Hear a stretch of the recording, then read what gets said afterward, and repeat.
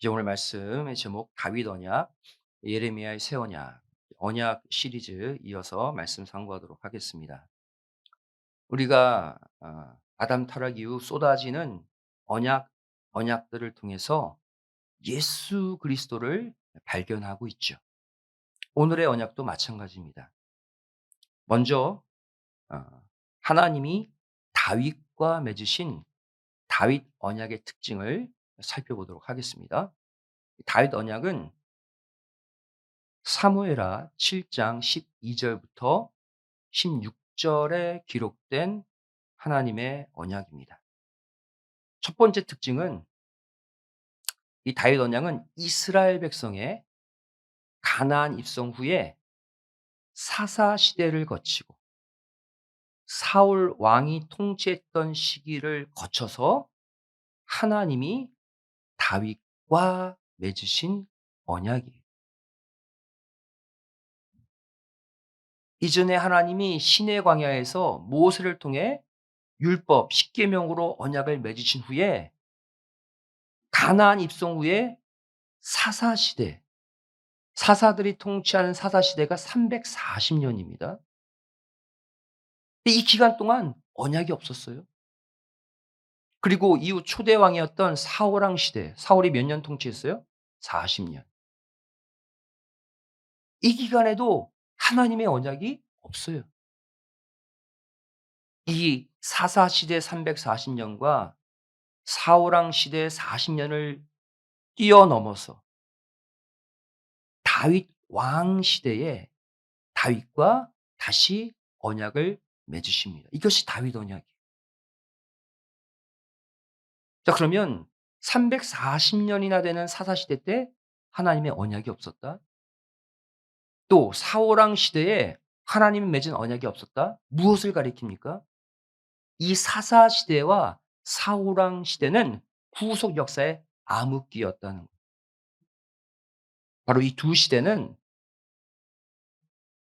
하나님의 언약이 없는 암흑기였다.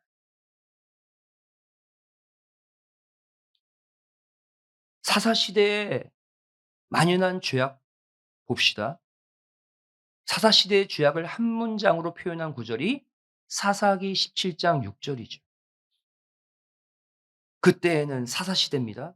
이스라엘의 왕이 없으므로 사람마다 자기 소견에 오른 대로 행했던 시대다. 하나님을 믿는 백성은 하나님이 원하시는 대로 행해야죠. 이들은 하나님의 백성이었음에도 불구하고 자기 마음대로 행했다 그랬어요. 이 사사 시대.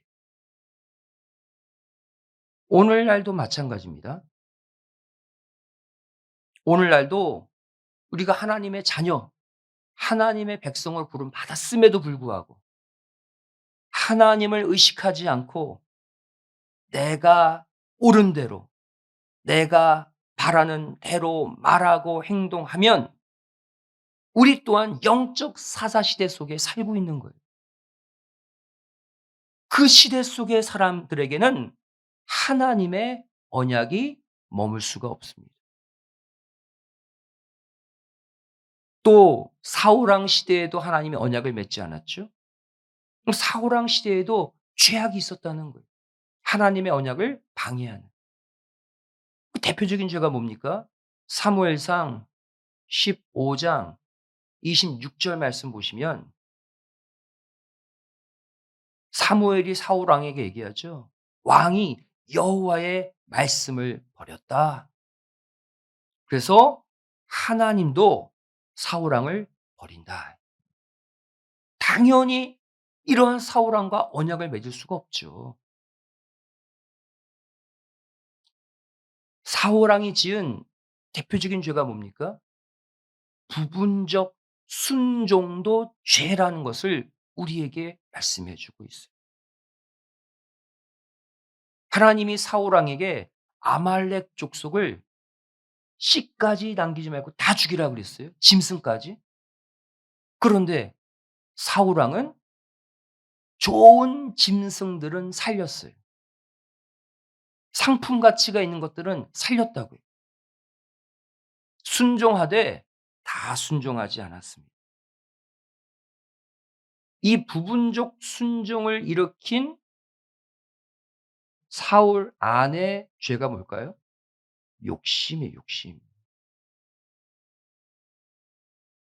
좋은 가축들은 내 재산으로 삼아야지 이 욕심이 하나님의 말씀에 온전히 순종하지 못하게 만들었어요. 그래서 사울 왕 시대에도 하나님의 언약이 없습니다. 우리도 마찬가지입니다.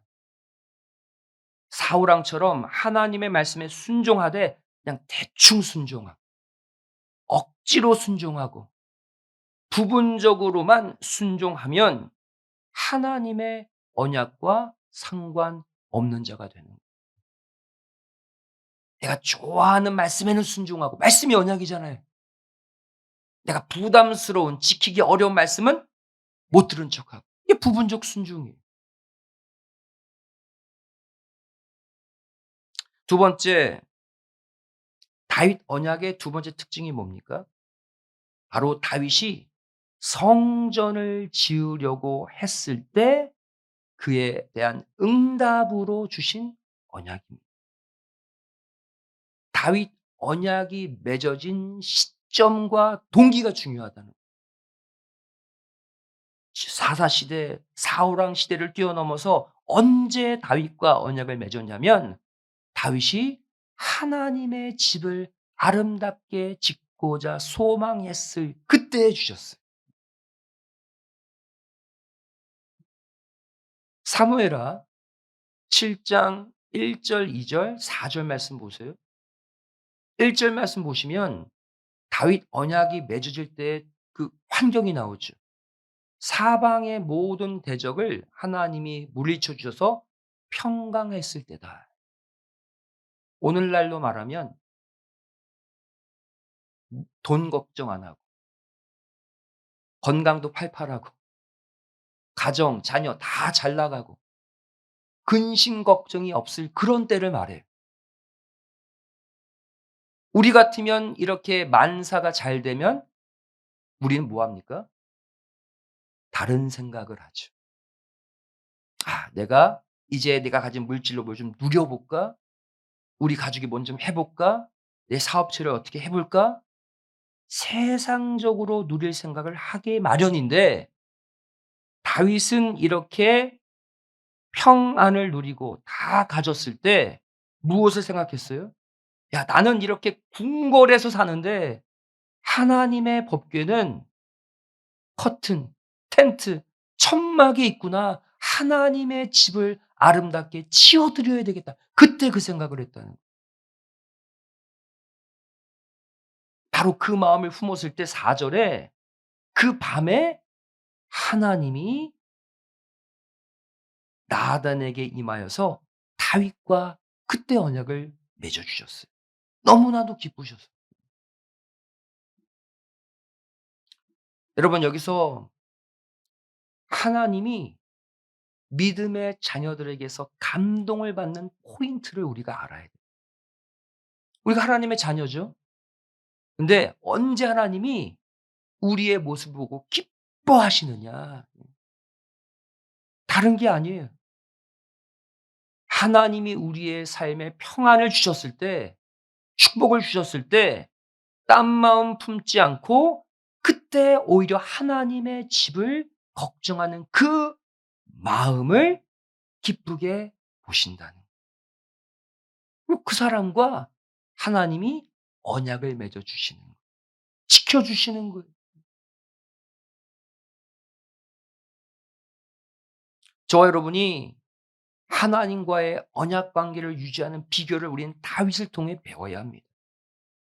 하나님과 언약 관계에 있다는 것은 하나님이 나를 주관하시고 지켜 주신다는 거예요. 하나님의 보호하심 가운데 있는 비결이 뭐냐? 늘 하나님의 집 교회를 걱정하고 위하는 마음을 가지셔야 돼요. 여러분 이 교회는요. 건물이 아니에요 그냥. 하나님이 머무시는 하나님의 집이에요. 여러분의 집보다 교회를 더 신경 쓰고 교회를 더 가꾸고 교회에 대해서 더 마음이 가 있는 자가 그 사람이 다윗이고 하나님은 그 다윗 그 사람과 언약을 맺어 주시는 거예요.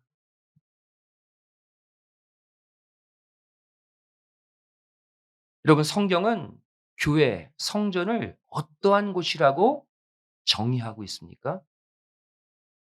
하나님의 눈이 있는 곳, 하나님의 귀가 있는 곳, 하나님의 마음도 있고 심지어 하나님의 이름까지 두신 곳이 어디다? 성전, 교회라고 말씀하고 있어요. 하나님의 모든 것이 다 있는 곳이. 역대하 7장 15절 16절 말씀이죠. 우리 함께 성전이 어떤 곳인지 믿음으로 읽어보도록 하겠습니다. 자, 시작. 이곳에서 하는 기도에 내가 눈을 들고 귀를 기울이리니 이는 내가 이미 이 전을 택하고 거룩하게 하여 내 이름으로 여기 영영이 있게 하였음이라. 내 눈과 내 마음이 항상 여기 있으리라. 여기가 어디예요? 교회, 성전을 말해요, 지금. 성전엔 하나님의 눈이 있대요. 그래서 하나님이 우리를 뚫어져라 보고 계시는 거예요. 여러분, 하나님 눈에 띄고 싶잖아요. 교회 오면 하나님 여러분을 쳐다보고 계세요. 또 교회에는 하나님의 귀가 있습니다. 특별히 교회에 나와서 부르짖으세요. 하나님의 귀가 여러분의 기도, 성전에서 하는 기도 다 들으세요. 또 이곳에 하나님의 이름이 있습니다. 하나님이 하나님의 이름을 얼마나 귀하게 여기셔요. 그곳이 성전이에요. 하나님의 마음이 있어요. 하나님의 마음을 만나고 싶다? 교회 나오세요. 지금처럼. 여러분, 하나님을 만나야 문제가 해결되죠. 분명합니다. 하나님의 눈과 하나님의 귀와 하나님의 마음과 하나님의 이름이 머물고 있는 교회 나오세요. 그러면 하나님을 뜨겁게 만날 줄로 믿습니다. 그러니까 여러분, 어떤 분은 그래요. 힘든 일, 어려운 일, 마음이 어두워지면 교회 안 나와요. 거꾸로 하셔야 돼요. 예.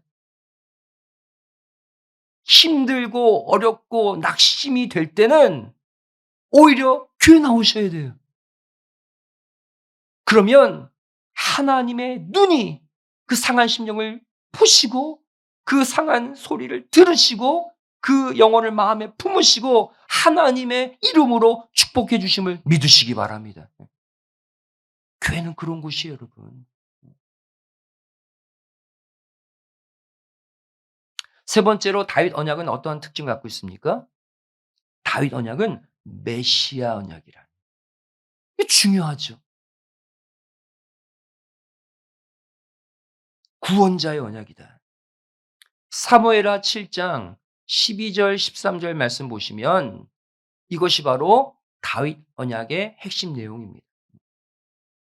내 수완이 차서 내 조상들과 함께 잘 때에 내가 내 몸에서 날 자식을 내 뒤에 세워서 그 나라를 견고케 하리라.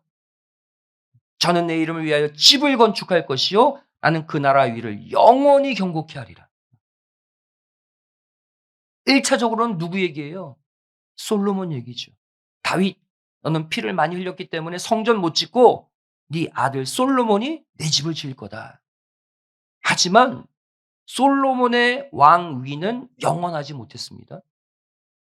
솔로몬이 죽자 나라가 둘로 쪼개지고 그 두 나라도 이방 민족에게 멸망당했죠. 다시 말해 네 후손의 나라의 위가 영원할 것이다. 여기에서의 후손은 다윗의 자손으로 오실 메시아, 예수 그리스도를 가리키는 거예요. 예수님에 대한 언약입니다. 이것을 어떻게 알 수 있습니까? 내가 그 나라 위를 영원히 하리라. 이 내용이 가브리엘 천사를 통해 예수님의 어머니인 마리아에게 내뱉은 수태고지에서 이 내용이 다시 나와요. 비교해 봅시다. 누가복음 1장 32절 33절 천사가 예수님을 막 잉태한 바로 마리아에게 말하고 있는 장면이죠. 주 하나님께서 그 조상 다윗의 위를 저에게 주실 것이다. 다윗 언약이 33절 말씀 보시면 그 나라가 영원히 무궁할 것이다. 앞서 얘기했던 사무엘하 7장 다윗 언약이 예수님께 다시 나타나고 있어요. 다윗 언약의 최종 성취자는 솔로몬이 아니라 예수 그리스도임을 누가복음 1장 32절 33절이 말씀해 주고 있죠. 결국 우리가 지금까지 살펴본 모든 언약이 예수님 메시아를 향해 있듯이 다윗 언약도 마찬가지라는 거예요. 다윗 언약도 훗날 이 땅에 태어나실 누구와 예수님과 연결되어 있는 언약이에요. 메시아 언약이에요.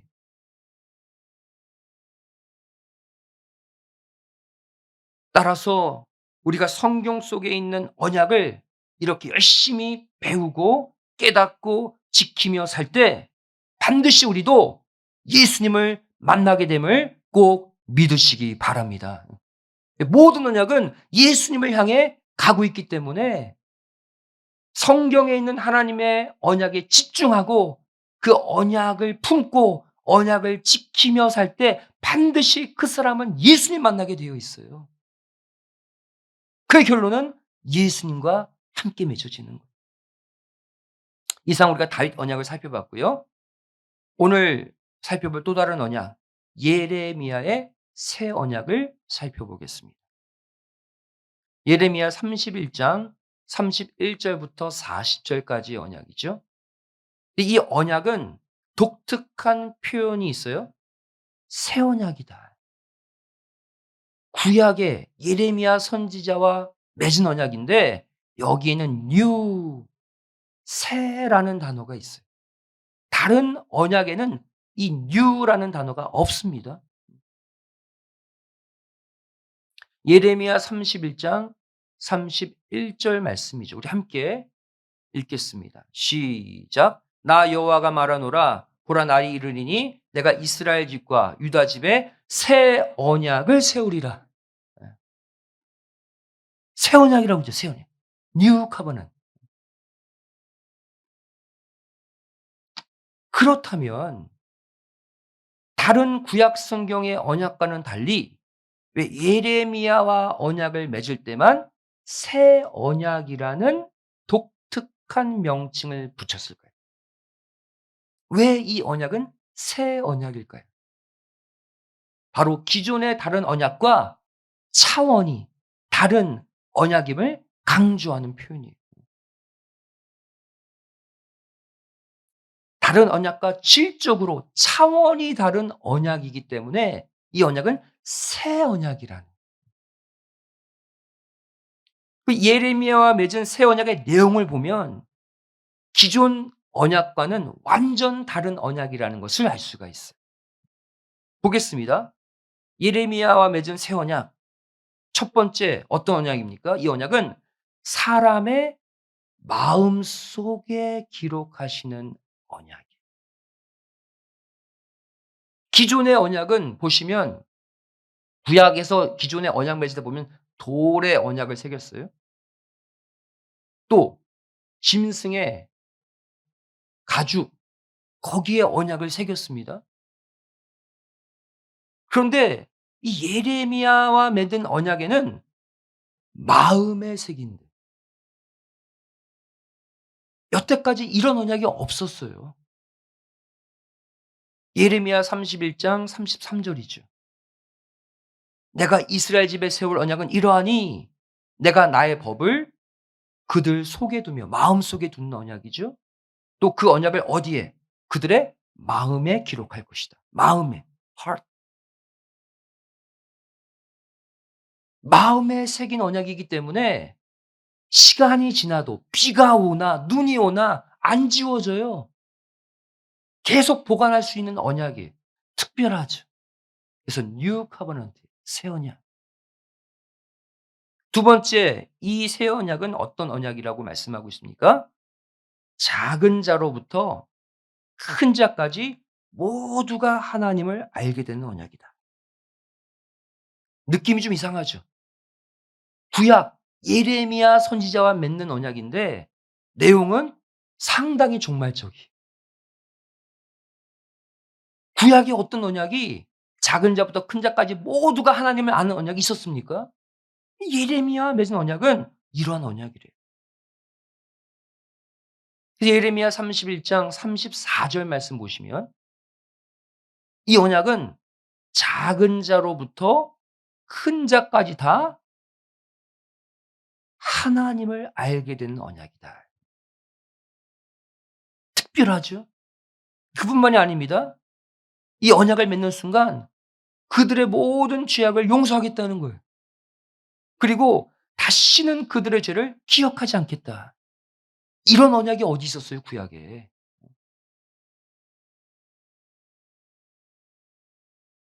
죄를 사해 주시고 다시는 그 죄를 기억하지 않는 언약. 놀라운 언약. 그래서 이 언약은 새 언약이에요.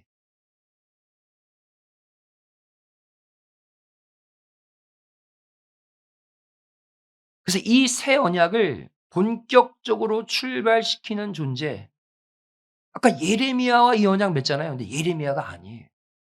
이 새 언약을 본격적으로 출발시키는 존재는 예레미야가 아니라 누구예요? 예수님이에요. 이 특별한 언약이에요. 예레미야에게 말씀을 하셨지만 이 언약이 발동돼서 실제 시작되는 것은 예수님을 통해 된 거예요. 그 근거가 무엇입니까? 히브리서 12장 24절 말씀 보시면 예수님을 가리켜서 새 언약의 중보시다. 새 언약의 중보, 예레미야가 아니라 예수님이 새 언약의 중보래요. 예수님이. 또 누가복음 22장 20절 말씀 보시면 포도주 잔을 주시면서 최후의 만찬이죠. 이 잔은 피로 세우는 무슨 언약이다? 네, 새 언약이다. 심지어 이 새 언약을 언제 발생시켰어요, 예수님께서? 공생의 3년의 끝부분, 십자가를 지시기 전날 밤에 최후의 만찬 때 그때 선포하셨어요, 새 언약을. 그때 이 언약이 발동된 거예요. 예레미야 때가 아니라. 새 언약이 있다는 것은 old covenant, 옛 언약도 있다는 거죠. 옛 언약이 뭡니까? 구약이에요, 구약. 옛 언약은 시점이 어떻게 돼요? 구약의 율법이 이것을 발생시켰습니다. 그리고 메시아가 오심으로 다 끝났어요. 성취됐어요. 여기서의 메시아는 누구예요? 초림 주님이죠. First coming Lord. 옛 언약은 초림 주님이 오심으로 성취됐어요. 끝난 거예요. 반면 새 언약은 어떻습니까? 신약. 이것은 메시아로 오신 구약을 완성하신 예수님이 발생시키셨죠. 아까 얘기했죠? 포도주 잔을 주시면서 이것이 새 언약이다. 그리고 언제 마감돼요? 다시 오시는 재림 주님이 이것을 마감하시는. 그 새 언약의 진정한 출발은 예수님이 하셨어요. 그래서 결론적으로 말해 이 언약은 하나님이 예레미야 당시 때 선포하셨지만 재림 주님이 성취하실 언약. 즉 종말에 가서 성취될 언약이기 때문에 기존과 다른 뉴 커버넌트, 새 언약이라고 명칭을 붙이신 거예요. 다른 구약의 언약들은 다 언제 성취됐어요? 예수님이 오셔서. 근데 예레미야와 맺은 새 언약은 예수님이 오셔서 끝난 언약이 아니라 예수님이 오심으로 그때 시작된 언약이라는 거예요. 종말에 성취되는 언약. 그래서 새 언약이에요. 따라서 예레미야의 새 언약은 신약 시대, 예수님 시대를 뛰어넘어서 재림을 기다리는 히브리서, 히브리서에 다시 등장하고 있는 거예요. 왜? 종말에 성취될 언약이기 때문에 예레미야의 새 언약이 히브리서에 다시 나와요. 그래서 보겠습니다. 히브리서 8장 10절부터 12절이죠. 아까 예레미야 31장에 그 예레미야 새 언약과 비교해 보세요. 내용이 똑같아요. 내 법을 저희 생각에 두고 저희 마음에 이것을 기록하리라. 똑같죠? 작은 자로부터 큰 자까지 다 나를 아는 언약이다. 똑같죠? 또 저희 죄를 다시 기억지 않는 언약이다. 똑같죠? 내용이 완전 똑같아요. 히브리서는 초림 주님이 부활 승천하신 이후에 기록했잖아요. 종말에 관한 언약이라는 거예요, 이 언약은. 결국 이 예레미야와 맺은 새 언약은요, 초림 주님이 부활 승천하신 후에 누가? 성령님이 오셔야지만 이루어질 수 있는 언약입니다. 내용 보세요. 작은 자로부터 큰 자까지 모두가 하나님을 알려면 육신 가지고 역사가 되면 안 돼요. 예수님 당시 때는 예수님이 육신적 한계를 가지고 유대 땅에서만 사역하셨잖아요. 육신을 가지고 사역하면 이 일이 안 이루어져요. 반드시 무엇이 역사돼야 돼요? 영. 영의 역사가 있어야지만 작은 자로부터 큰 자까지 한 번에 하나님을 알고 죄가 완전히 끝이 나는 완벽한 속죄의 역사가 일어나는 거예요. 그래서 반드시 이것은 초림 주님이 승천하시고 성령님이 오셔야지만 이루어질 수 있는 언약이에요. 이게 종말의 언약이에요.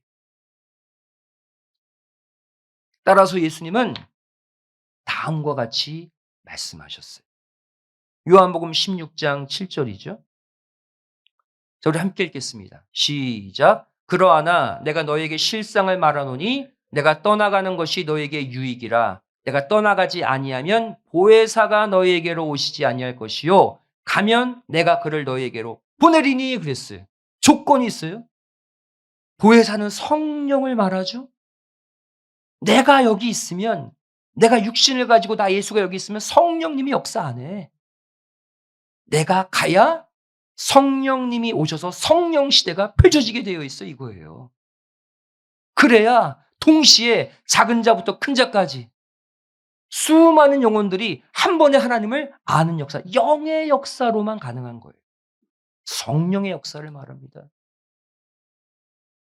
따라서 하나님이 예레미야와 맺은 새 언약은 예레미야 당시 때도 이룰 수 없고 심지어 예수님 당시 때도 이루어지지 않았고 성령님이 역사하시는 정말 오늘날 우리가 성취해야 할 언약이 된 거예요. 그래서 이 새 언약의 성취 역사, 아까 뭐라고 그랬어요? 작은 자로부터 큰 자까지 모두가 동시에 하나님을 아는 역사, 성령이 그 일을 한다고 사도행전 1장 8절은 말씀하고 있어요. 마지막 구절이죠. 오직 성령이 너에게 임하시면, 조건은 뭐예요? 성령이 임해야 돼요. 그럼 어떠한 일이 일어난대요? 예루살렘, 유대, 사마리아 땅 끝까지 이르러 모두가 나를 아는 말씀의 증인들이 될 것이다. 땅 끝까지 아까 예레미야의 새 언약, 작은 자로부터 큰 자까지를 말하는 거예요. 전 세계 모든 사람이 한순간에 하나님을 알게 되는 역사, 성령이 임할 때 이루어진다. 저와 여러분이 이 마지막 예레미야 새 언약의 최종 성취 주자임을 믿으시기 바랍니다. 우리 힘으로는 안 되죠. 성령님이 임하면 우리가 그 언약을 성취할 수 있어요. 이번 사순절 기간 동안 신구약 성경 자체가 구약과 신약 하나님의 언약이잖아요. 이 언약의 말씀에 더 주목하고 더 이 말씀 가까이 함으로써 가정마다 성령이 임하는, 여러분의 가정부터 작은 자부터 큰 자까지 모두 하나님을 깨닫고 찬송하고 고백하는 폭발적인 성령의 가정들이 다 되시기를 주님의 이름으로 축원드리겠습니다. 기도하시겠습니다. 사랑하신 아버지 하나님, 저희들에게 오늘 다윗 언약과 예레미야의 새 언약을 통해서 하나님이 오늘날 우리와 맺기를 원하시는 언약이 무엇인지를 깨닫게 하여 주심에 감사드립니다. 저희를 신령한 다윗이 되어서 내 삶의 형편과 상관없이 하나님의 눈과 귀와 마음과 이름이 머물러 있는 이 교회를 사모하게 하여 주시고, 이 교회에 나오기를 즐겨하게 하여 주시고, 날마다 이 교회에 나와서 하나님을 사모하고 고백하는 신령한 다윗 언약의 주인공들 되게 하여 주시옵소서. 이 시간 저를 하나님의 성령의 임재를 구합니다. 아버지 하나님, 이 시간 성령님이 우리 한 명 한 명의 마음을 감동시켜 주시고 우리의 가정, 우리의 자녀들에게 임재해 주시어서 작은 자로부터 큰 자까지 우리 모두가 하나님을 깨닫고 하나님을 체험하고 하나님을 증거할 수 있는 마지막 새 언약의 주인공 된 삶을 살게 하여 주시옵소서. 이 시간 이 말씀을 품고 집으로 돌아갑니다. 내 힘으로 해결할 수 없는 모든 문제들이 이 말씀을 모시고 내가 집으로 돌아가는 순간 이미 해결되어 있고, 아버지 하나님의 놀라우신 그 만져주심의 은혜를 목격하는 축복된 이 밤이 되게 하여 주시옵소서. 간절히 빌고 소원하오며 사랑 많으신 예수님의 이름으로 기도드리옵나이다. 아멘. 하나님께 감사드립니다.